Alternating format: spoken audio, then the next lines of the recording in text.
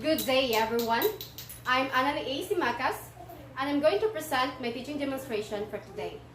Before we start our discussion, may I request everyone to please stand for the prayer.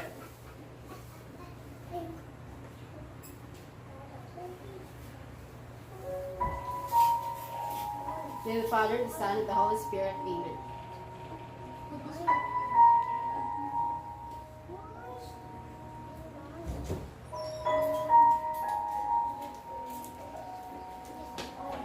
You may now take your seat. And let me check your attendance first.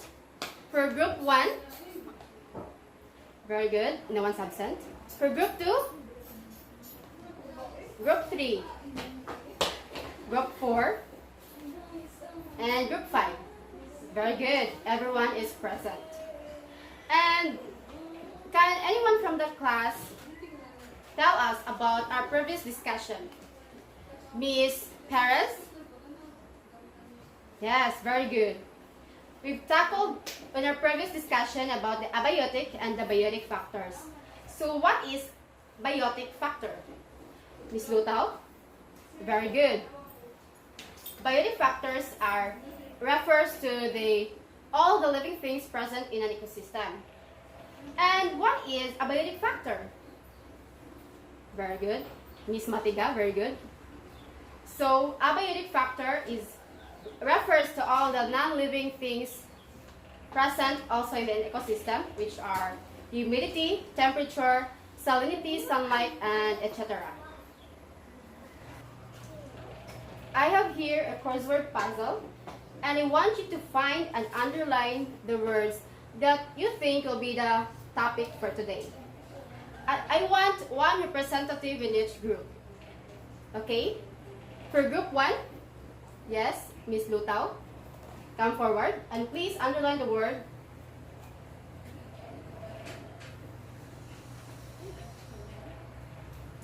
Very good.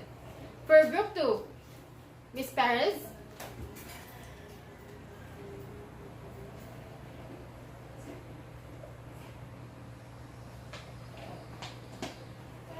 And for group 3, yes, Miss Kat.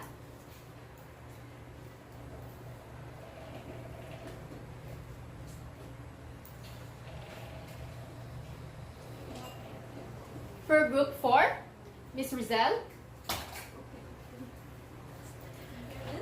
Thank you everyone for your participation. So the words are commensalism, competition, prey, parasitism, predation, and mutualism. So from the words, what do you think will be our topic for today? Yes, Miss Sun? Very good. Our topic for today is all about ecological relationship. Before we dig to our discussion, let us find our objectives first. First is identify the different ecological relationships, draw the different ecological relationships, and last, reflect on the importance of ecological relationship in the ecosystem. I will show you a video presentation, and I want you to observe and take note of the following words.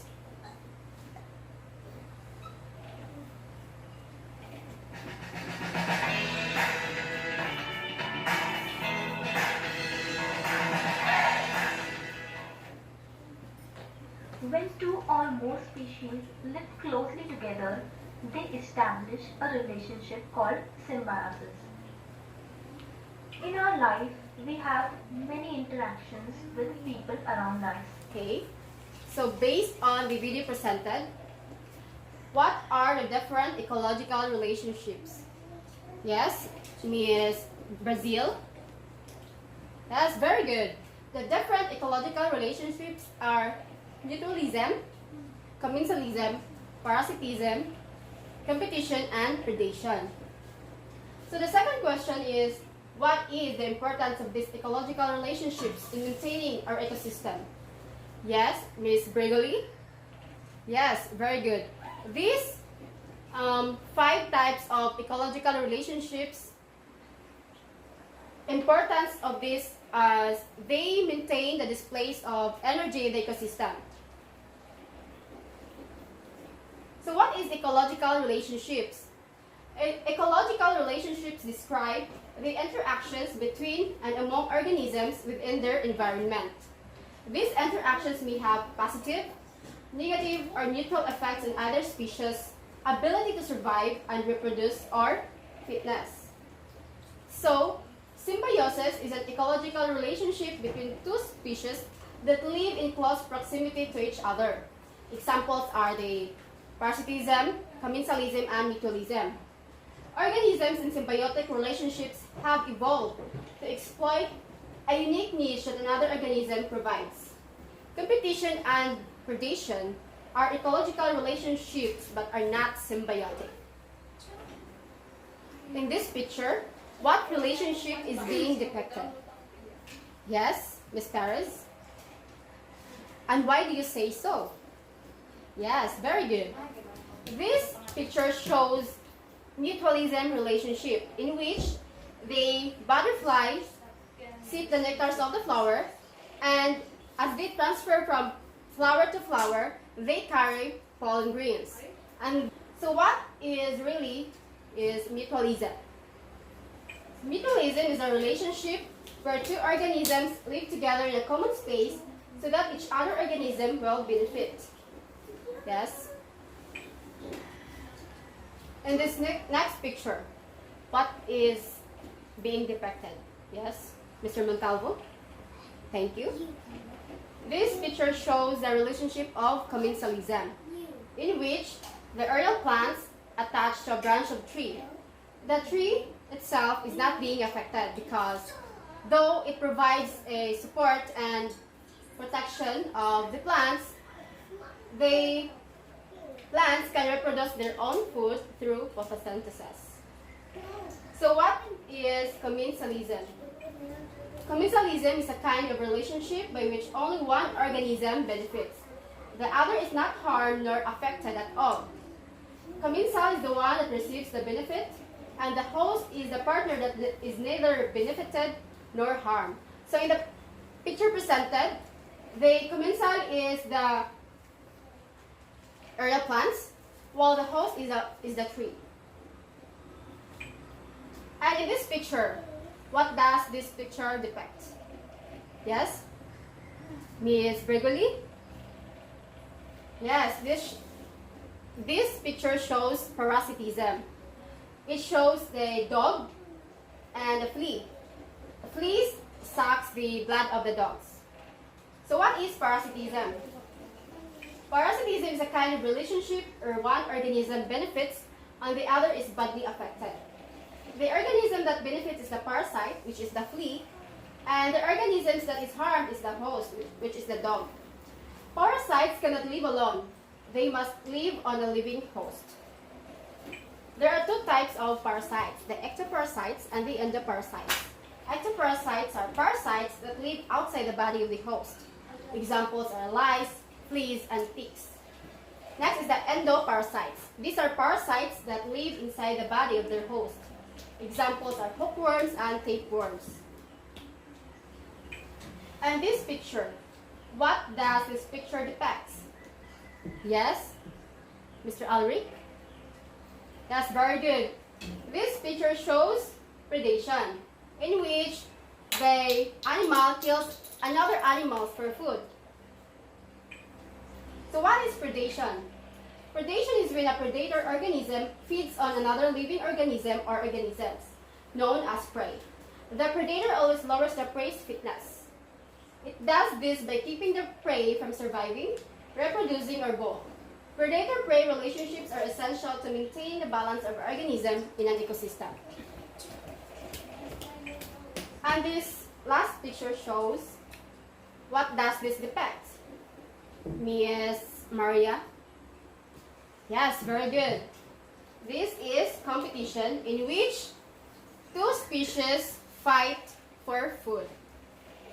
So what is competition? Competition is a relationship between organisms that strive for the same resources in the same place. The resources might be food, water, or space. There are two different types of competition, the intraspecific competition and the interspecific competition. The interspecific competition is, of course, between members of the same species. For example, two male birds of the same species might compete for mates in the same area.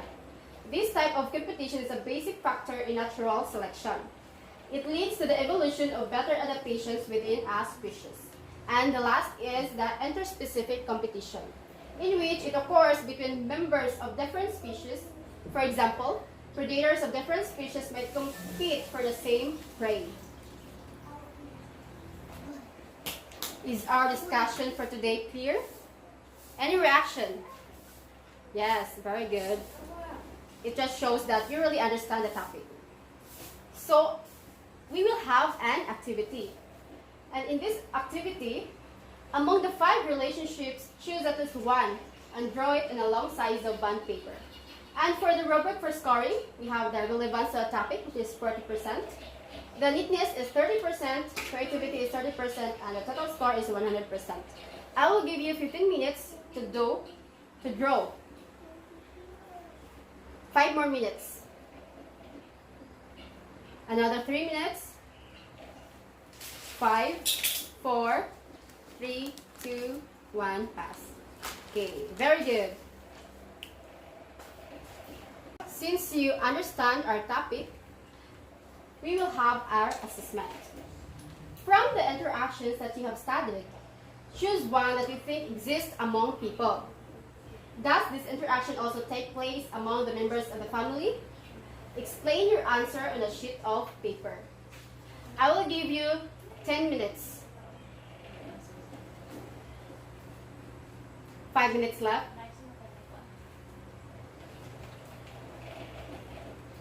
1 minute. 5, 4, 3, 2, 1.